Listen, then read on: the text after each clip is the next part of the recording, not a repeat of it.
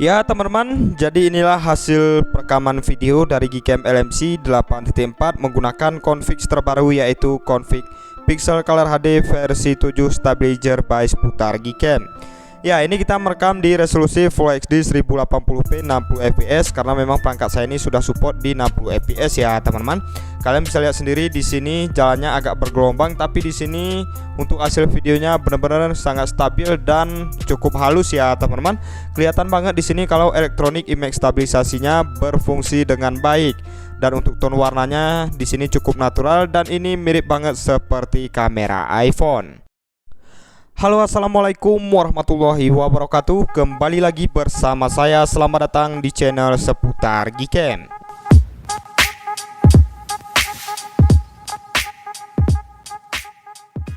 Oke teman-teman semuanya, sudah hampir 1 minggu lebih kita nggak upload konten terbaru, dan spesial di video kali ini kita akan share dan review kembali config terbaru untuk Gcam LMC 8.4.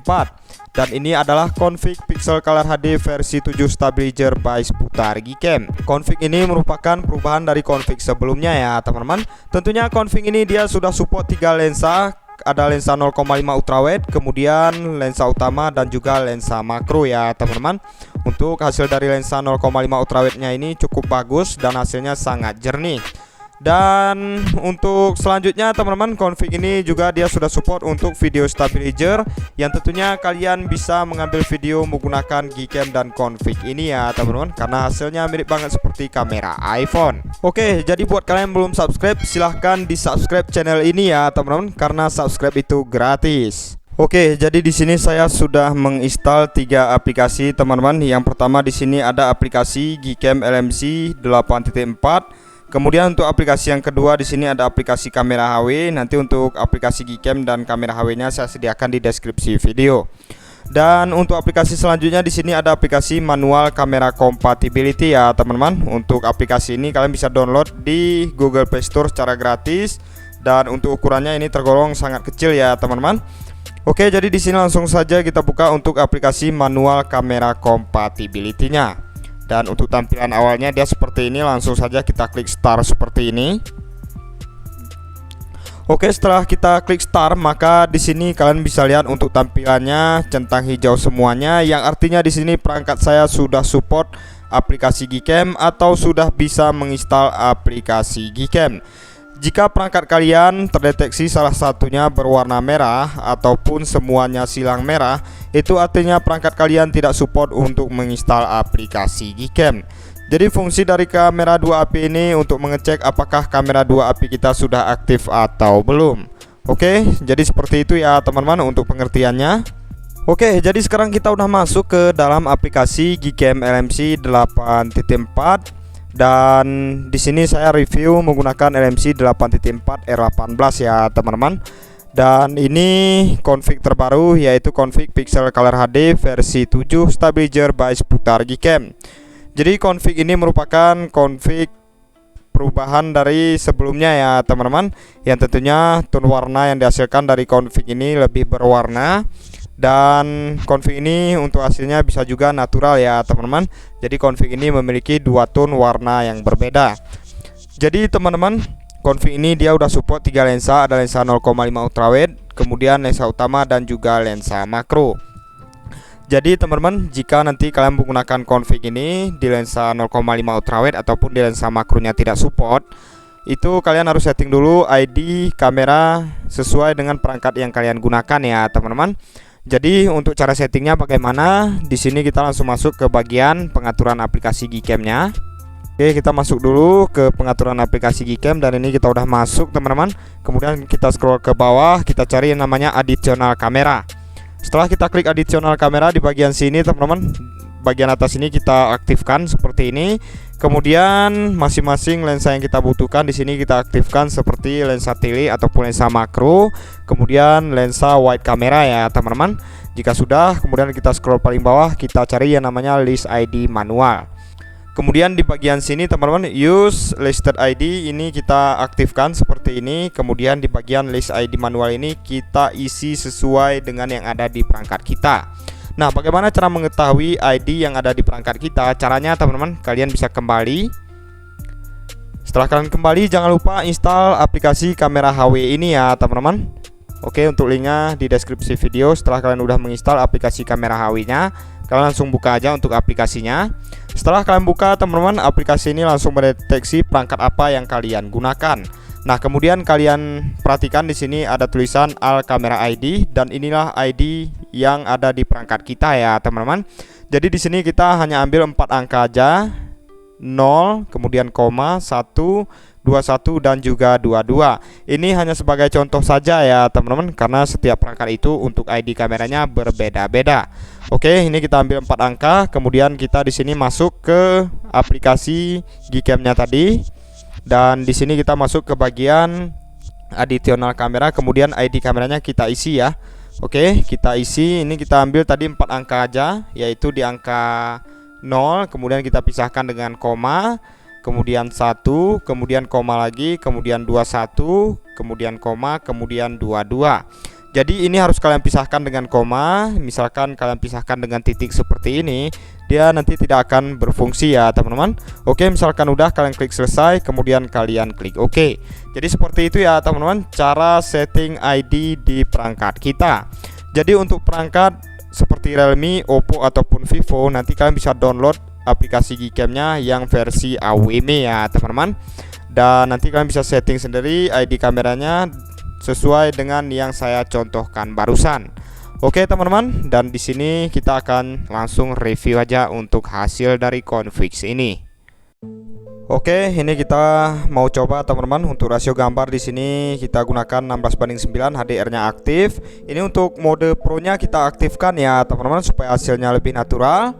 Dan ini kita udah shoot, kita tunggu sebentar sampai proses HDR-nya selesai. Jadi misalkan HDR aktif kita aktifkan, dia untuk proses HDR-nya agak lama. Dan kurang lebih untuk hasilnya seperti ini ya teman-teman. Jika mode Pro kita aktifkan, maka gambar yang dihasilkan di sini sangat natural. Mirip banget ini seperti ciri khasnya tone di Google Pixel ya teman-teman. Dan di sini kelihatan gambarnya benar-benar cukup detail, yang artinya config ini untuk hasilnya sangat jernih. Untuk dynamic range-nya di sini juga sangat bagus. Oke, selanjutnya kita coba lagi teman-teman untuk rasio gambar. Di sini kita ubah ke rasio gambar 4:3, dan di sini HDR-nya kita pakai yang tengah. Ini mode Pro-nya kita matikan ya teman-teman, supaya nanti kalian tahu perbedaan tone warnanya. Dan kalian perhatikan sebelum kita shoot seperti ini, dan sesudah kita shoot kurang lebih untuk hasilnya seperti ini. Nah, jadi misalkan mode Pro ini kita matikan teman-teman, dia untuk tone warna yang dihasilkan di sini lebih berwarna atau full color ya teman-teman. Dan untuk di objek kulit teman-teman atau objek orang, dia untuk tone warnanya dia masih tergolong natural, nggak mengalami kemerahan ataupun kekuningan ya teman-teman. Yang saya suka dari config ini, dia untuk kualitas gambarnya benar-benar sangat jernih dan hasilnya benar-benar cukup sangat detail.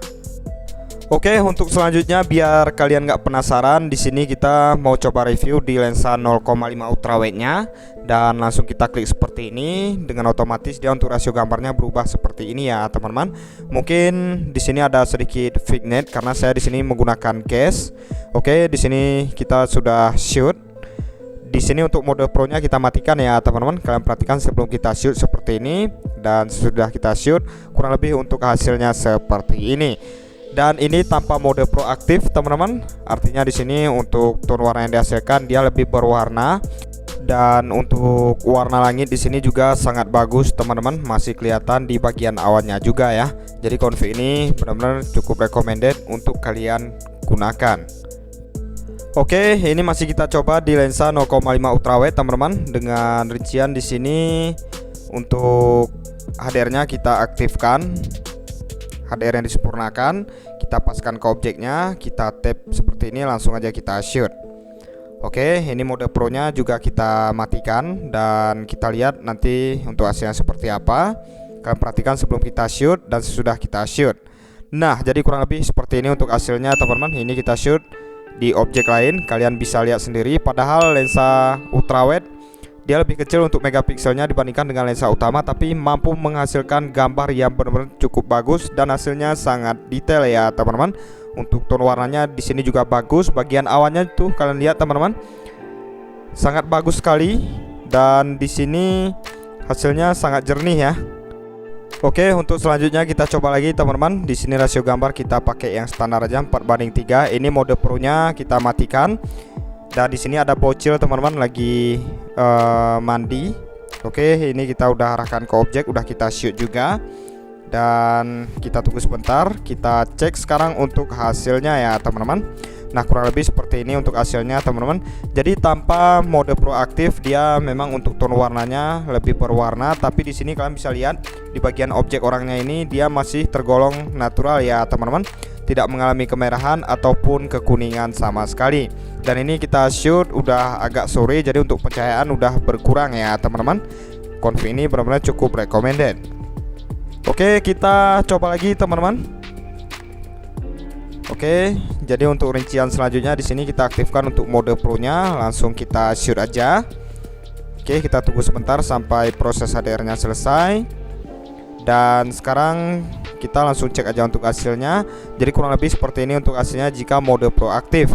Di sini masih kelihatan berwarna teman-teman, tapi nggak seperti yang mode pro kita matikan tadi ya teman-teman. Ini masih enak dilihat untuk tone warnanya. Dan untuk warna kulit tentunya di sini lebih natural lagi dibandingkan dengan mode pro yang kita matikan. Oke, saya rasa cukup sekian dulu untuk hasil review kita kali ini. Terima kasih atas waktunya sudah menonton.